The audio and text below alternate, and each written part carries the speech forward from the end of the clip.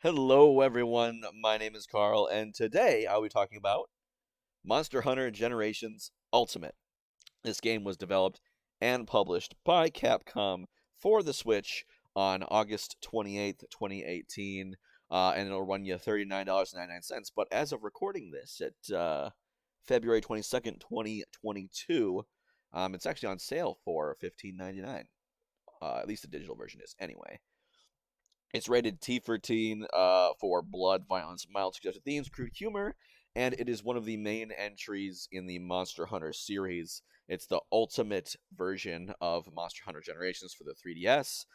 That game was, from what I understand, supposed to be a kind of mishmash of elements of many of the past games, which the first game releasing originally on the PlayStation 2 back in 2004. So this game, you can transfer your save data from Monster Hunter Generations over to this game, and it has more monsters, more missions, some more fighting style stuff like that. So the premise of this game is it starts as I imagine many Monster Hunter games do. I have not played a lot in the series.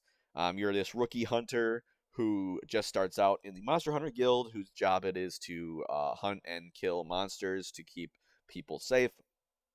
There's this threat of a big monster looming, so you take on missions, you rise up the ranks, um, get better at hunting monsters, then you kill that monster. Spoilers, but not really. And then the real story starts where there's an even bigger monster that's some even bigger threat.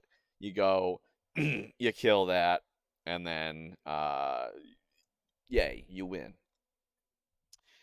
So my history with the game with Monster Hunter, I first actually played Monster Hunter Generations for the 3DS because I'm dumb.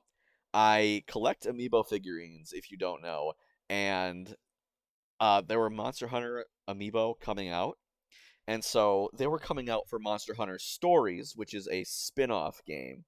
Um, but I, like an idiot, went to the store and said, "Oh look, Monster Hunter! I'm gonna get it." And I got Monster Hunter Generations, which isn't compatible with the Monster Hunter Stories amiibo. So I felt like an idiot. But hey, I played the game, and now I'm reviewing this. So whatever. I played the crap out of that one. I liked it. I finished with it before the Ultimate version came out. So I was severely out of practice when I transferred my save data over. So I kind of didn't actually play this game a lot. So not gonna lie, this is probably gonna be a more apt review of the 3DS not Ultimate version. But hey, I've got the Switch version here, and I review Switch games. So whatever. My channel, I can do what I want. In any case, let's dive into the actual body of the review, the gameplay. So the basic gameplay loop is you go out, you hunt monsters, you get materials from those monsters, and then you can use those materials and the money you earn from your hunts to make better weapons and armor, which allow you to hunt stronger monsters, which then allow you to get stronger monster parts, which allow you to make better weapons and armor, blah, blah, blah, blah. And that's the basic gameplay loop. And in hunting monsters, you go out action-based game. There's 14 different weapon types, each of which control completely differently from what I understand.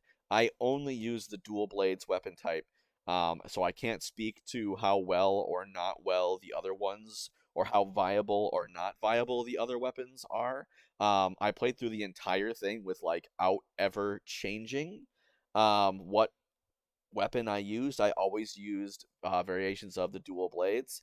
So yeah, I don't know if that's because dual blades are great or if I'm just was way comfortable with it and all of them are great. I don't know. In this game though, I know that this game features things that other Monster Hunter games don't.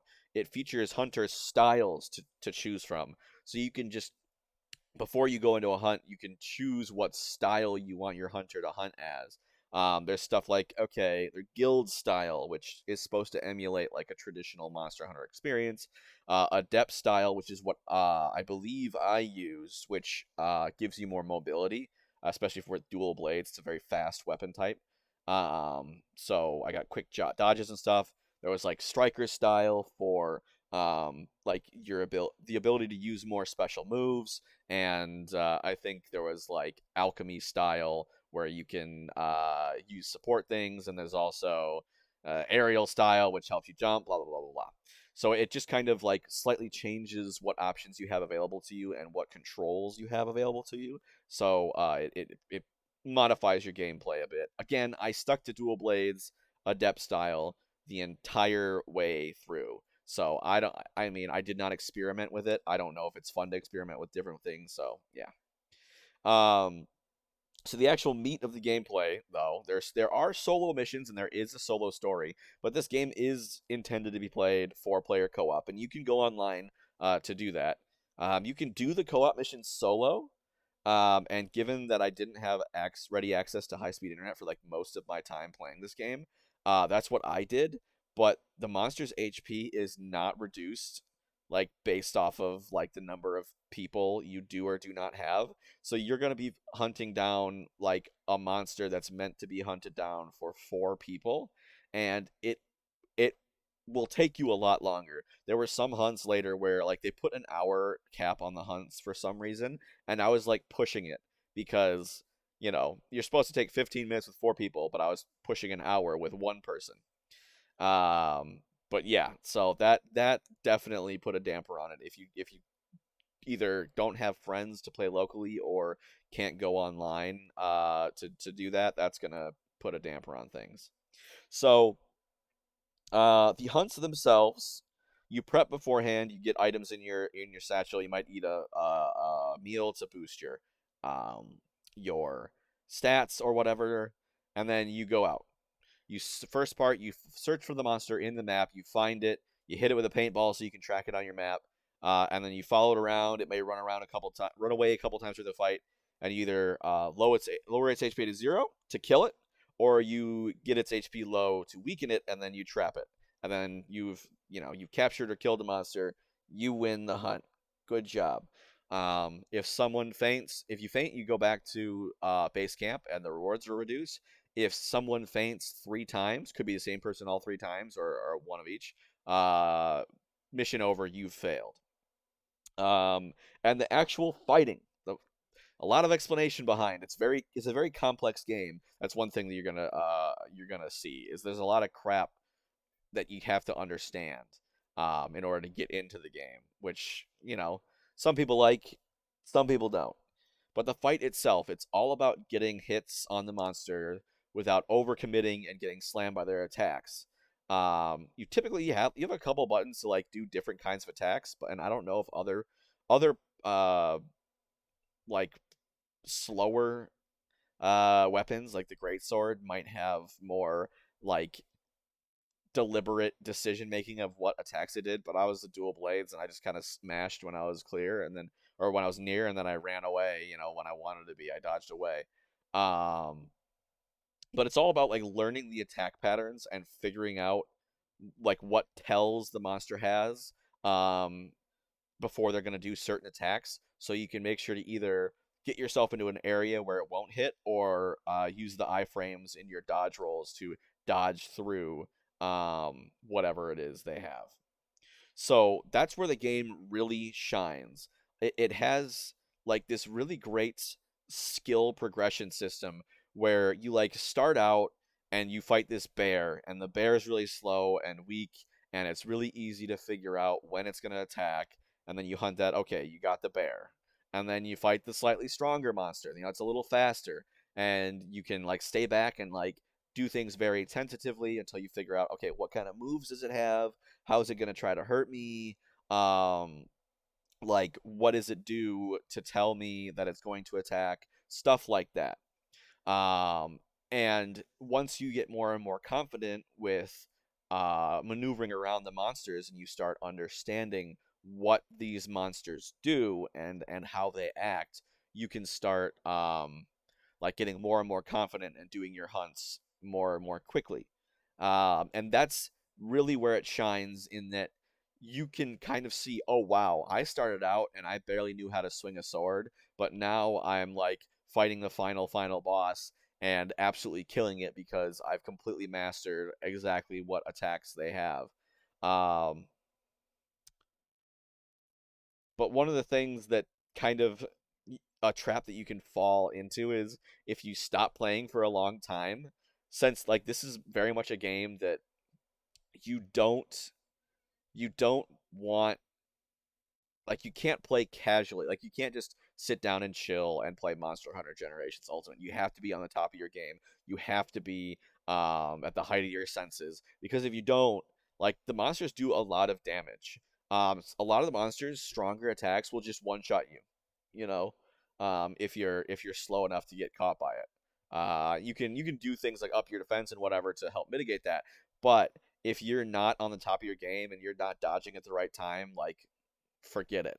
So if you do something like me where you put the game away for a long time and then you buy it when Ultimate comes out and you try to get back into it, you're gonna get slammed. Because there's a lot of buttons and there's a lot of things going on. You got to learn to switch between items on the fly, all that good stuff.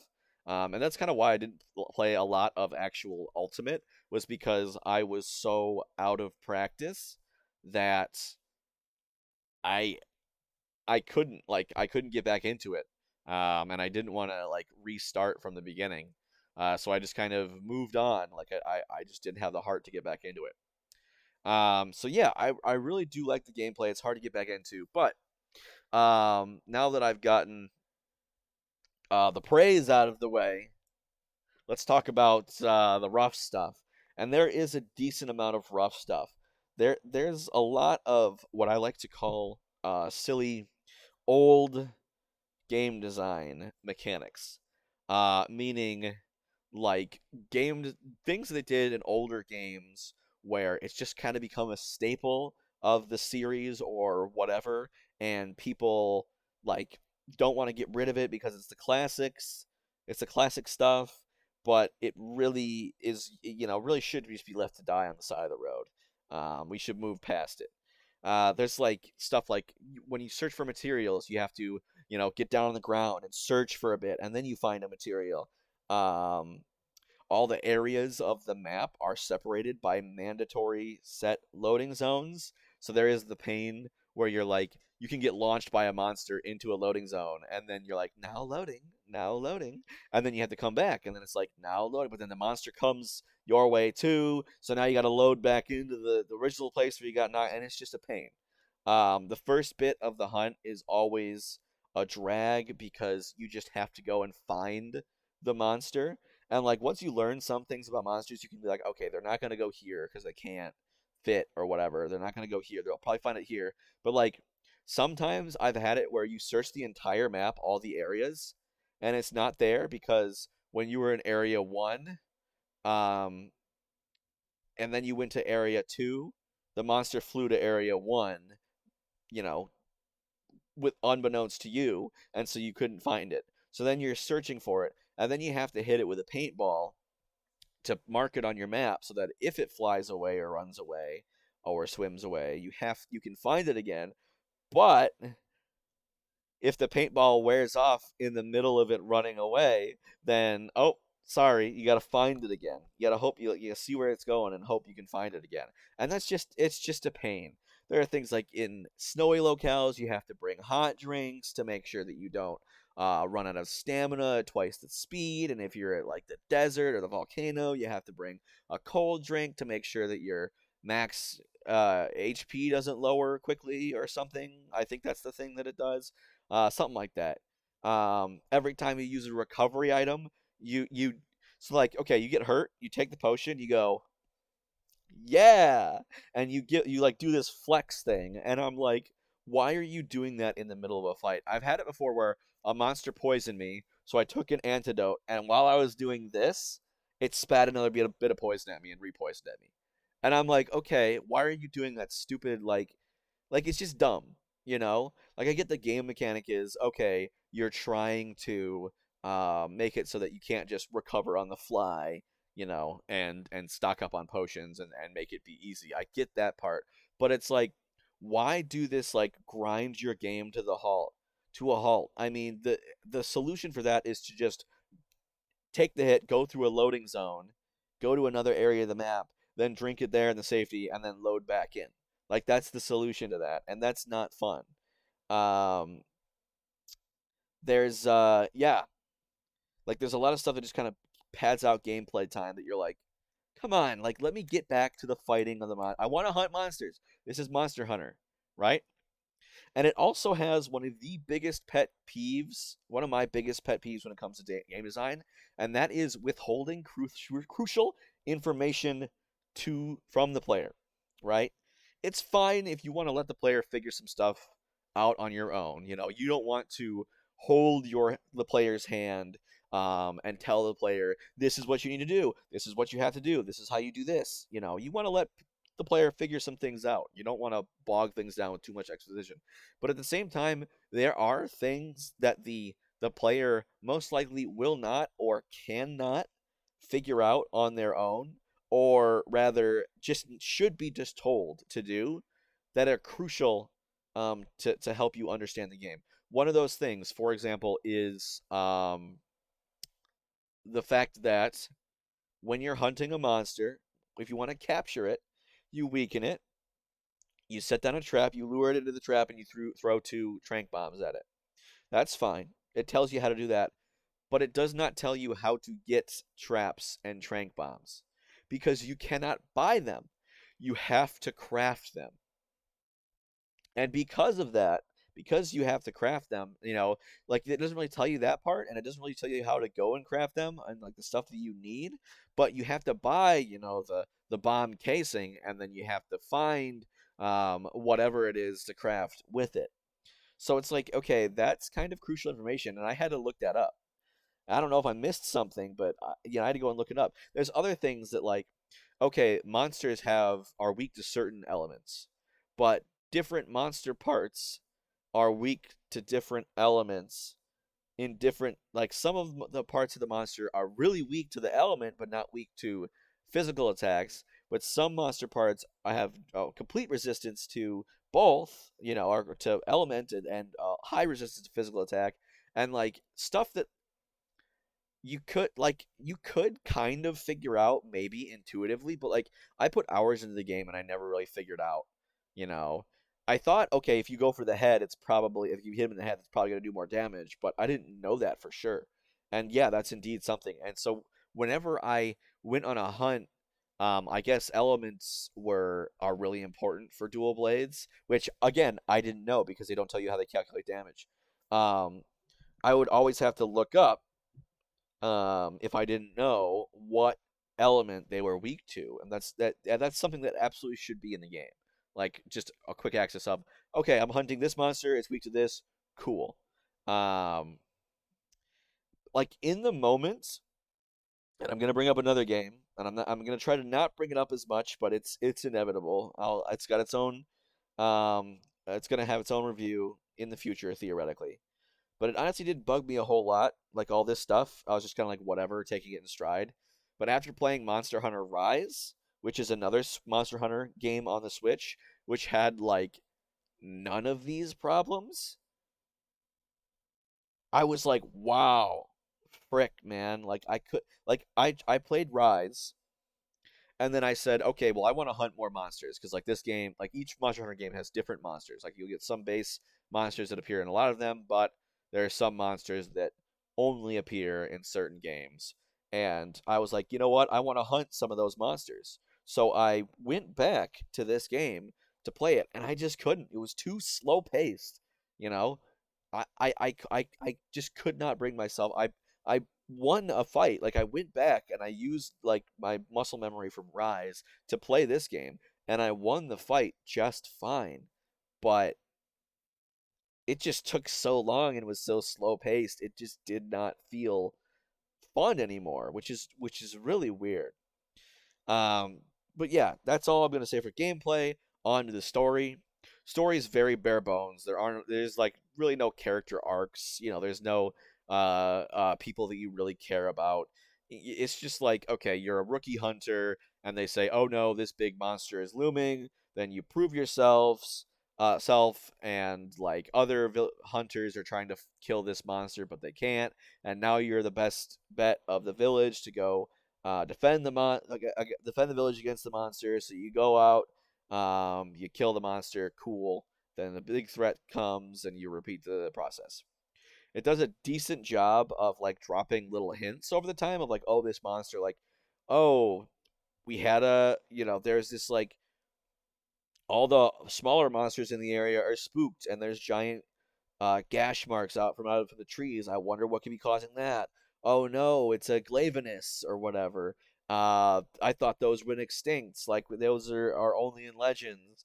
Oh no, the glavenus is getting close. We sent a hunter party out, but they were unable to kill it, and they had to retreat. And then it's just like, oh, it's nearing the village. Like you gotta kill it. So it's like it's nice. It does like build up some drama, but like you're not gonna get an entire like characters that you really care about or whatever. Like they're all NPCs that serve a purpose. And they are they either the blacksmith or the person that gives you the your missions, stuff like that.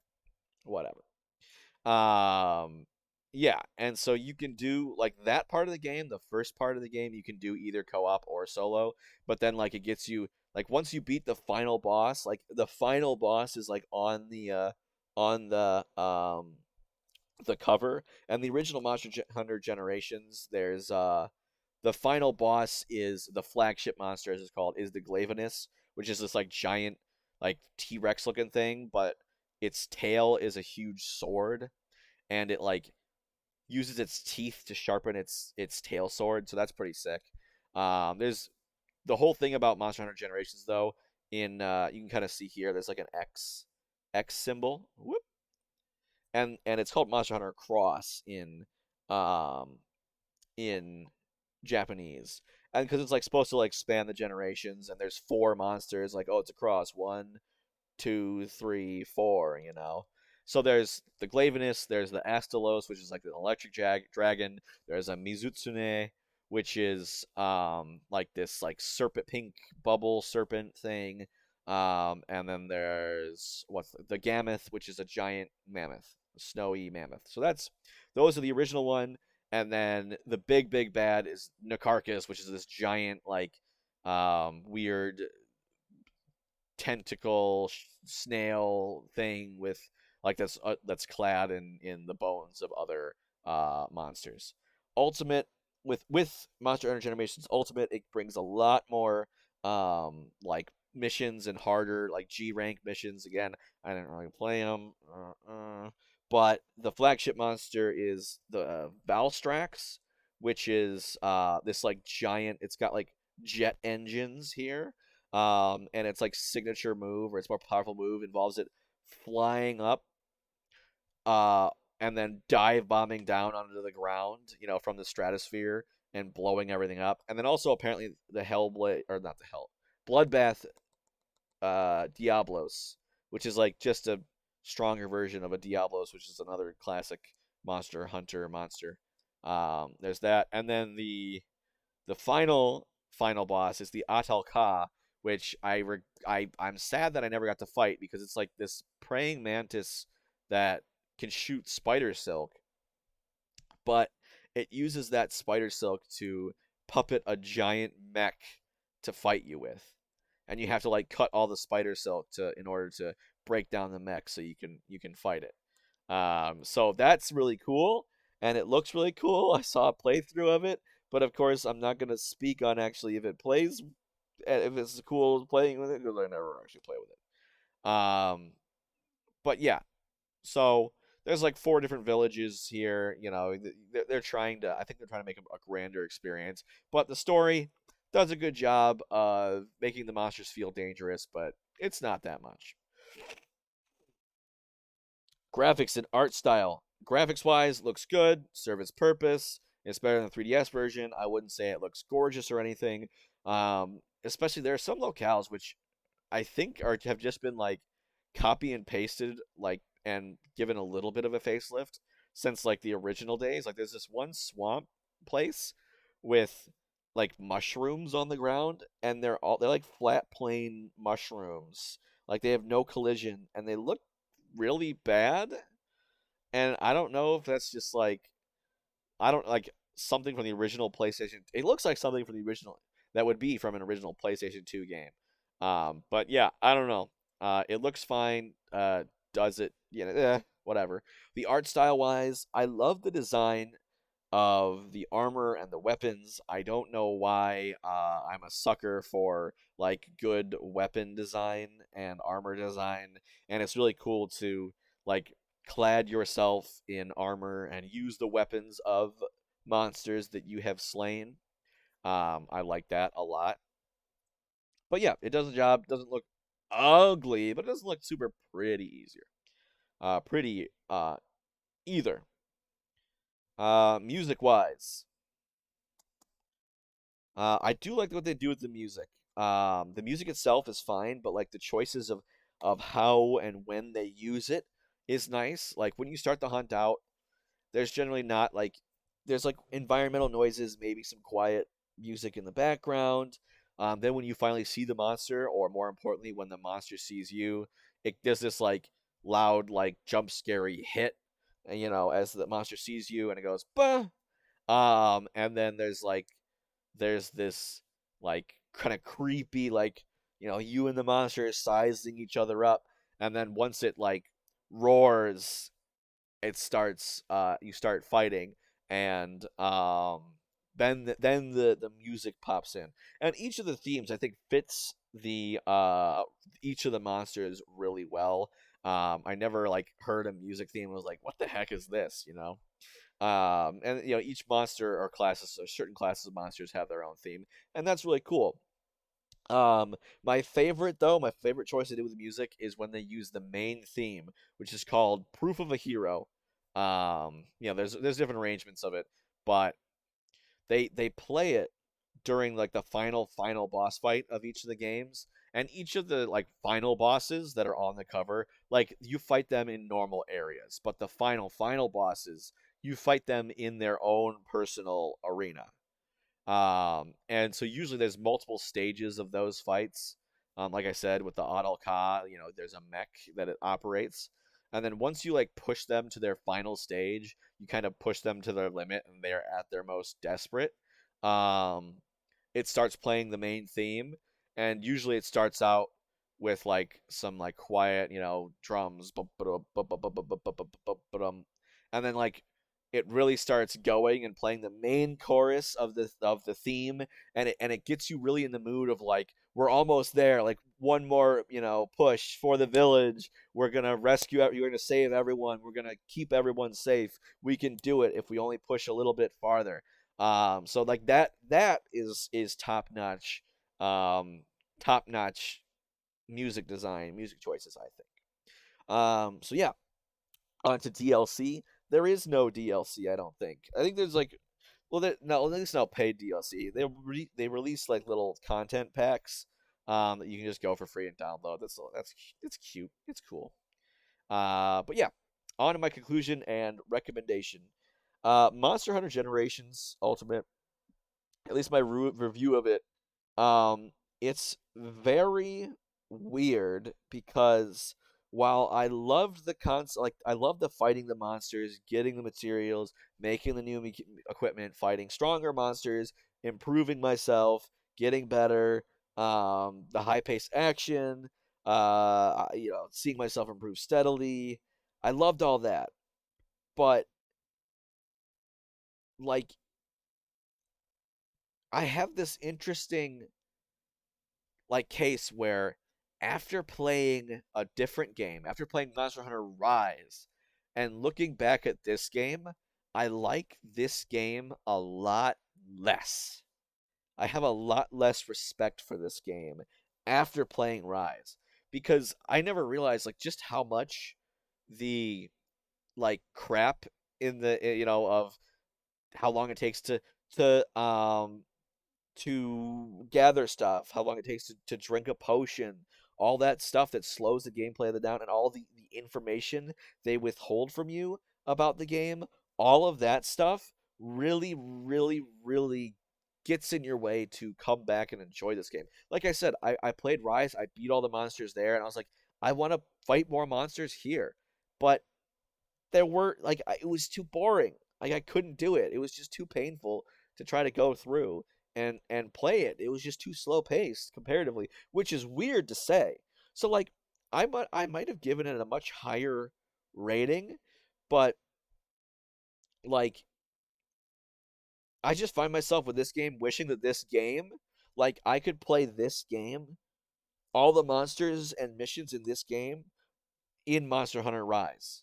And again, I don't want to toot Monster Hunter Rise's horn too much here because theoretically that will be getting its own video in the future when I get to it. But yeah, I'm just gonna give it a 6.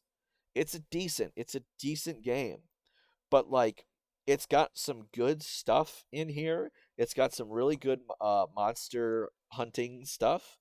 Um, but like, ugh, there's just a lot bogging it down. So again, I'll talk a lot about what I like in Rise when that comes out. I don't know when that will be, but yeah, that's it.